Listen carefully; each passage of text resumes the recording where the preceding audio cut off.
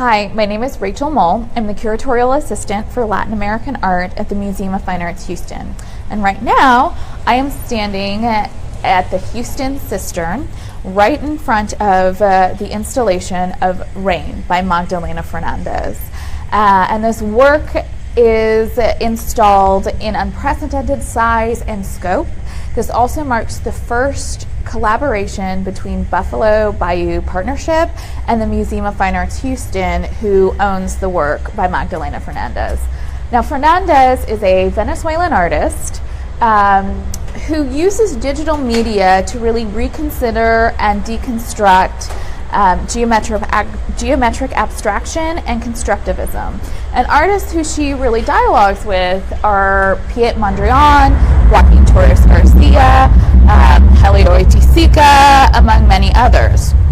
And this work begins as a dot, the smallest geometric unit. And as it progresses, it grows exponentially and multiplies into a series of moving perpendicular lines. In fact, Fernández accompanies this movement with a soundtrack. And what it sounds like is rain and thunder.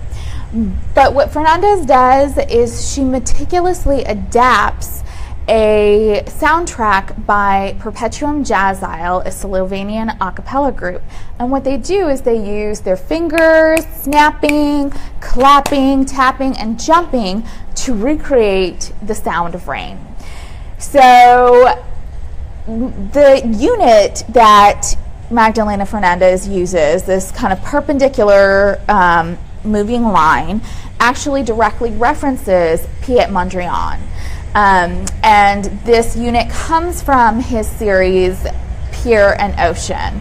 So while Mondrian abstracts from nature, what Magdalena does is returns these geometric abstraction to nature, and she adds a human element to it with the use of the snapping, tapping, and jumping. Many people ask me why the title is 2IPM009. And Magdalena Fernández does not really like to give a lot of way in her titles. She wants the viewer to make their own associations. So she labels them with a fairly technical title. All of her works are labeled in this way, or titled in this way. And what it stands for is 2I. It's the second iteration of her interpretation, or her referencing Piet Mondrian, PM009, completed in 2009. And the location of putting this work in the cistern is actually very fitting because this was a water reservoir. So the lights and the sounds that you hear really parallel the site's original use. And in fact, as the lines and the sounds and the light grow, it becomes all-encompassing and it starts reflecting off the water. And the sound just reverberates in the space, and really it becomes an immersive installation. And what happens is, because these aren't flat walls that you're seeing the projection on, it's being projected on columns, it becomes almost an infinite progression, as though these lines and sounds move forever and ever.